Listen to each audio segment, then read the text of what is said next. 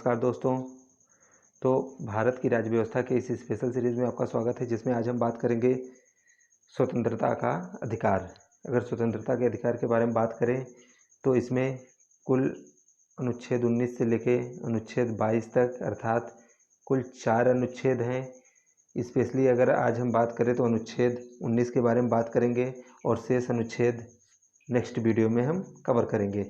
तो अगर स्वतंत्रता का अधिकार के बारे में बात करें तो भारतीय संविधान का उद्देश्य जो है विचार, अभिव्यक्ति, विश्वास, धर्म और उपासना की स्वाधीनता को सुनिश्चित करना है। इसलिए भारतीय संविधान के अनुच्छेद 19 से लेकर 22 तक स्वतंत्रता के अधिकार यानी कि राइट टू फ्रीडम का उल्लेख किया गया है।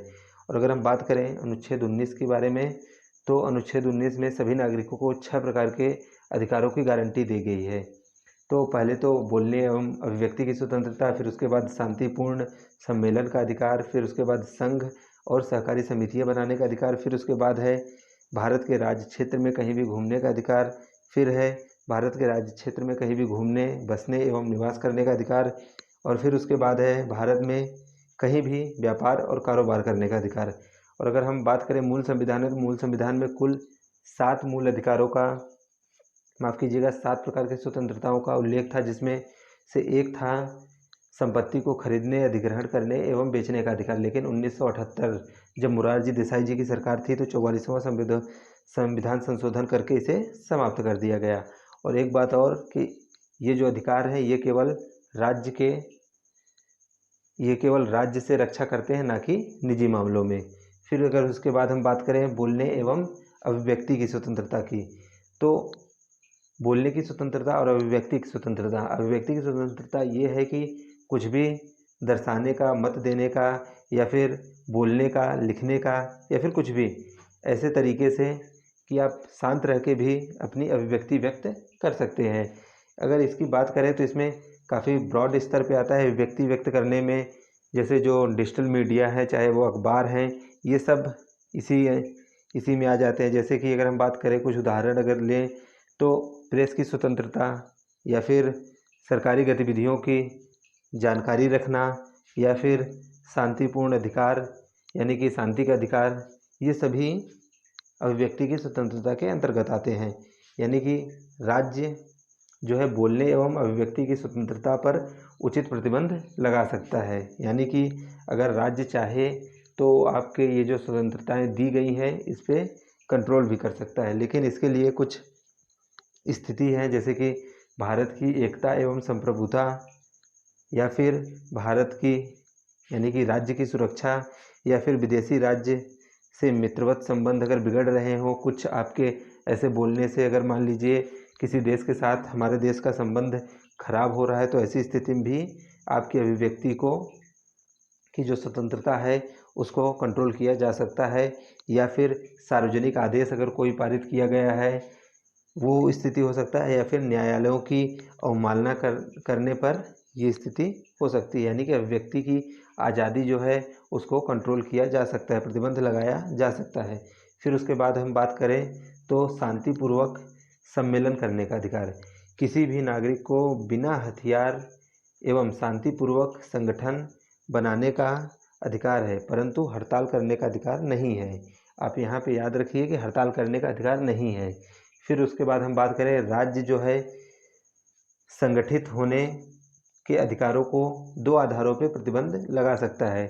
और उसमें पहला है कि भारत की एकता, अखंडता, और दूसरा है सार्वजनिक आदेश, या फिर जैसे कि यातायात नियंत्रण, ऐसे कोई अगर नियम है तो उस पर प्रतिबंध लगाया जा सकता है। फिर उसके बाद हम बात करें संघ बनाने का अधिकार। संघ बनाने का अधिकार मतलब कोई भी पॉलिटिकल पार्टीज बना सकते हैं आप, या फिर कोई कंपनी बना सकते हैं। तो सभी नागरिकों को सभा, संघ एवं सहकारी समितियां बनाने एवं गठित करने का अधिकार दिया गया है। हालांकि राज्य इस पर जो कुछ प्रतिबंध लगा सकता है कि आप ऐसा संगठन बनाएं कि जिससे राज्य के अगेंस्ट हो, तो उस पर राज्य प्रतिबंध लगा सकता है। यानी कि आप ऐसा संघ बनाइए जिससे कि राज्य को नुकसान ना हो, तो उस पर तो कोई आपत्ति नहीं है। लेकिन ऐसे संघ बनाने से, ऐसा यूनियन बनाने से जिससे स्टेट को लगे कि आपके यूनियन से देश की अखंडता, एकता को प्रभावित कर रहा है तो उस पर प्रतिबंध लगा सकता है राज्य। फिर अगर हम बात करें संचरण का अधिकार यानी कि घूमने का अधिकार, तो प्रत्येक नागरिक देश के किसी भी हिस्से में घूमने का अधिकार प्राप्त करता है। हालांकि इस पर भी प्रतिबंध लगाया जा सकता है, और इसमें पहला आम लोगों के हित में और दूसरा किसी अनुसूचित जनजाति की सुरक्षा या उनके हित के बारे में। तो अगर मान लीजिए कोई अनुसूचित जनजाति यानी कि शेड्यूल ट्राइब का कोई एरिया है, और यदि किसी अन्य व्यक्ति के जाने से वहाँ पर सुरक्षा का कोई इशू यानी कि सिक्योरिटी इशू कोई क्रिएट हो रहा है, तो ऐसी स्थिति में राज्य वहाँ पे उस व्यक्ति के जाने पे प्रतिबंध लगा सकता है। या फिर कोई ऐसा व्यक्ति ऐसी जगह पे जा रहा है जहाँ पे लोगों का जो हित है वो प्रभावित होगा, तो ऐसी स्थिति पे उसे रोका जा सकता है।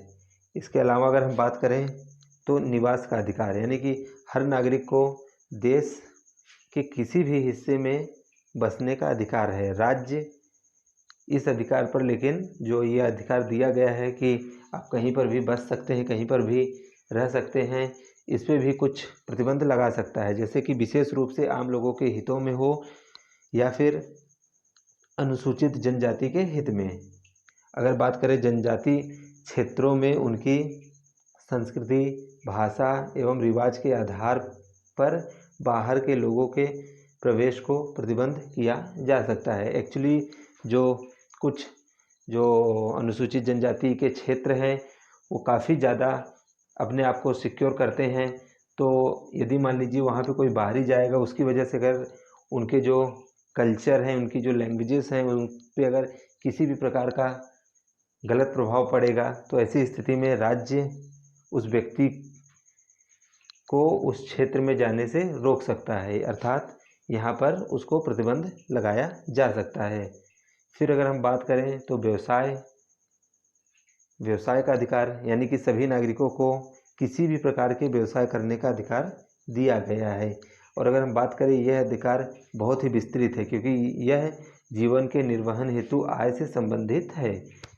तो पहली बात तो किसी भी व्यवसाय के लिए तकनीकी योग्यता को जरूरी ठहराया जा सकता है। इसका अर्थ यह है कि जैसे मान लीजिए कोई भी सरकारी वैकेंसी आ रही है, तो उस पर अगर ये लिख के आता है कि इसमें इस फॉर्म को फिल करने के लिए कैंडिडेट के पास ये डिग्री होना आवश्यक है, जैसे कि इंजीनियरिंग की डिग्री हो गई, चाहे LLB का डिग्री हो गया, चाहे कंप्यूटर साइंस की डिग्री हो गई, तो उस आधार पे, उस व्यवसाय के आधार पे, तकनीक के आधार पे एक डिसीज़न दे सकता है। जैसे मान लीजिए कि किसी को जज बनना है या फिर एडवोकेट बनना है, तो उसके लिए एक निर्धारित है कि LLB वो करा हो, लॉ का स्टूडेंट हो, या फिर किसी को कुछ और क्षेत्र में जाना है तो उसके लिए एक निर्धारित मापदंड है कि आपके पास तकनीकी योग्यताएं उस क्षेत्र से रिलेटेड होनी चाहिए। तो इस प्रकार का जो राज्य है ऐसी व्यवस्था कर सकता है। ऐसा नहीं है कि कोई भी कुछ भी किसी भी प्रकार का दुकान चालू कर ले, या फिर कुछ स्थिति में राज्य जो है वो लाइसेंस व्यवस्था भी दे सकता है। जैसे कि अगर इस वक्त की बात करें तो जैसे शराब की जो दुकानें हैं उसके लिए राज्य लाइसेंस देता है। ऐसा नहीं है कि कोई भी जाके शराब की दुकानें खोल ले, तो राज्य उसके लिए एक लाइसेंस देता है कि इनको ये अधिकार है कि दुकान खोले। जैसे कि अब तो लाइसेंस राज्य बहुत कम हो गया, नहीं तो पहले तो हर चीज़ के लिए लाइसेंस अनिवार्य होता था। हालांकि 1991 का जो LPG रिफॉर्म था उसके बाद लगभग ये समाप्त हो गया। अब तो कुछ चुनिंदा सेक्टर्स में लाइसेंस की आवश्यकता होती है, अदरवाइज़ अब लाइसेंस उतना काफ़ी ज़्यादा कम हो चुका है। तो राज्य इस पर युक्त प्रतिबंध लगा सकता है। जैसे कि आप ऐसा कोई व्यापार करें जो कि इनलीगल हो, तो उस पर स्टेट जो है उस पर प्रतिबंध लगा सकता है।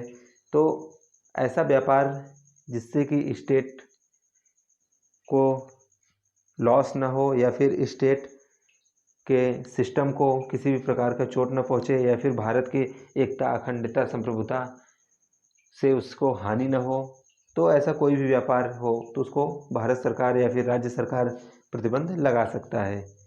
तो आज का लेक्चर यहीं तक है, और जो नेक्स्ट लेक्चर होगा उसमें हम बात करेंगे अनुच्छेद 20, 21 और 22 के बारे में। तो अगर वीडियो आपको पसंद आ रहा है तो चैनल को सब्सक्राइब कर लीजिए, वीडियो को लाइक करिए अगर पसंद आया, और अगर पसंद नहीं आया है तो वीडियो को डिसलाइक करिए, और अगर पसंद आ रहा है तो दूसरों के साथ शेयर करिए।